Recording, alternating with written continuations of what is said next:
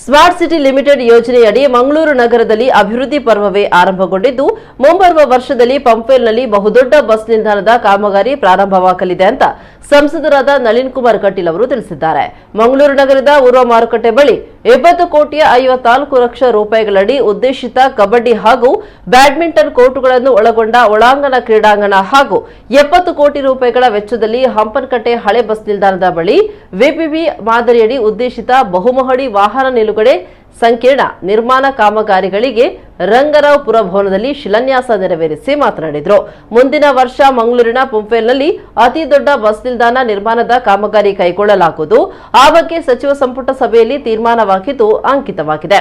ಮಾರುಕಟ್ಟೆ ಸ್ಥಳಾಂತರ ಕುರಿತಂತೆ ನ್ಯಾಯಾಲಯದಲ್ಲಿ ದಾಖಲಾಗಿದ್ದು ಸಮಸ್ಯೆ ಇತ್ಯರ್ಥವಾದ ನಂತರ ಮಾರುಕಟ್ಟೆ ನಿರ್ಮಾಣ ಕಾಮಗಾರಿ ಆರಂಭಿಸಲಾಗುತ್ತೆ ಅಂತ ಹೇಳಿದರು.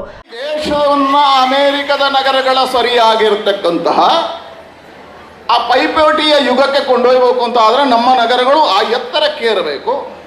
ಆ ಎತ್ತರಕ್ಕೆ ಏರಬೇಕು ಅಂತ ಆದರೆ ನಗರಗಳಲ್ಲಿ ರಾಜಕಾರಣವನ್ನು ಹೊರತುಪಡಿಸಿ ಅಭಿವೃದ್ಧಿಶೀಲವಾಗಿರ್ತಕ್ಕಂಥ ಚಿಂತನೆಗಳಿರಬೇಕು. ಅಭಿವೃದ್ಧಿಶೀಲವಾಗಿರ್ತಕ್ಕಂಥ ಚಿಂತನೆಗಳಿರಬೇಕು ಅಂತ ಆದರೆ ನಗರಗಳೊಳಗೆ ಕಾಂಪಿಟೀಷನ್ಗಳು ಪ್ರಾರಂಭ ಆಗಬೇಕು. ಆ ಪ್ರಾರಂಭಕ್ಕೆ ಹಂತದಲ್ಲಿ ಜನರ ಸಹಭಾಗಿತ್ವಗಳು ಇರಬೇಕು. ಹಾಗಾಗಿ ಜನರ ಸಹಭಾಗಿತ್ವದ ಜೊತೆಗೆ ನಗರಗಳ ಅಭಿವೃದ್ಧಿ ಆಗಬೇಕು.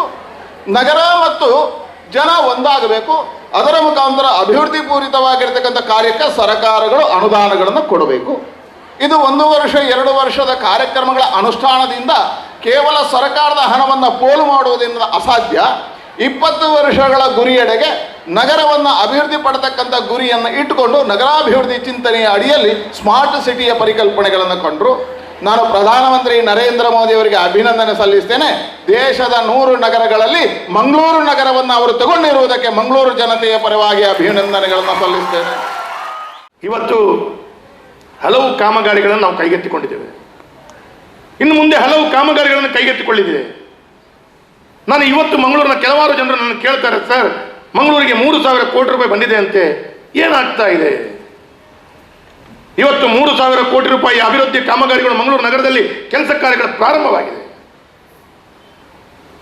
ಈ 3,000 ರೂಪಾಯಿ ಕೋಟಿಯ ಕಾಮಗಾರಿಗಳ ಅನುದಾನ ಬಂದದ್ದನ್ನು ನೀವು ಯಾವಾಗ ನೋಡಬೇಕು ಅಂತ ಹೇಳಿದ್ರೆ 2024-25 ಹೊತ್ತಿಗೆ ಮಂಗಳೂರಿನ ಚಿತ್ರಣವೇ ಬದಲಾಗಿಸುವಂಥ ದೃಷ್ಟಿ ಅಭಿವೃದ್ಧಿಗಳು ನಾವು ಮಾಡಿಕೊಡ್ತೇವೆ. ಇದು ನಮ್ಮ ಜವಾಬ್ದಾರಿ, ಮಾಡಿಸ್ಕೊಡ್ತೇವೆ ನಾವು. 2024-25 ಹೊತ್ತಿಗೆ ಮಂಗಳೂರಿನ ಚಿತ್ರಣವೇ ಬದಲಾಗಿಸುವಂಥ ದೃಷ್ಟಿಯಲ್ಲಿ ಈ 3,000 ಕೋಟಿ ರೂಪಾಯಿ ಅಭಿವೃದ್ಧಿ ದೃಷ್ಟಿಯಲ್ಲಿ ಅಧ್ಯಕ್ಷತೆಯನ್ನ ಶಾಸಕ ವೇದವ್ಯಾಸ್ ಕಾಮತ್ ವಹಿಸಿದ್ರು. ಮೇಯರ್ ಪ್ರೇಮಾನಂದ ಶೆಟ್ಟಿ, ಪಾಲಿಕೆ ಆಯುಕ್ತ ಅಕ್ಷಯ್ ಶ್ರೀಧರ್, ಕಿಯೋನಿಕ್ಸ್ ಅಧ್ಯಕ್ಷ ಹರಿಕೃಷ್ಣ ಬಂಟ್ವಾಳ್, ಮಂಗಳೂರು ನಗರಾಭಿವೃದ್ಧಿ ಪ್ರಾಧಿಕಾರದ ಅಧ್ಯಕ್ಷ ರವಿಶಂಕರ್ ಮೆಜಾರ್, ಕರ್ನಾಟಕ ಮೀನುಗಾರಿಕಾ ಅಭಿವೃದ್ಧಿ ನಿಗಮದ ಅಧ್ಯಕ್ಷ ನಿತಿನ್ ಕುಮಾರ್, ಸ್ಮಾರ್ಟ್ ಸಿಟಿ ವ್ಯವಸ್ಥಾಪಕ ನಿರ್ದೇಶಕ ಪ್ರಶಾಂತ್ ಕುಮಾರ್ ಮಿಶ್ರಾ ಮೊದಲಾದವರು ಉಪಸ್ಥಿತರಿದ್ದರು.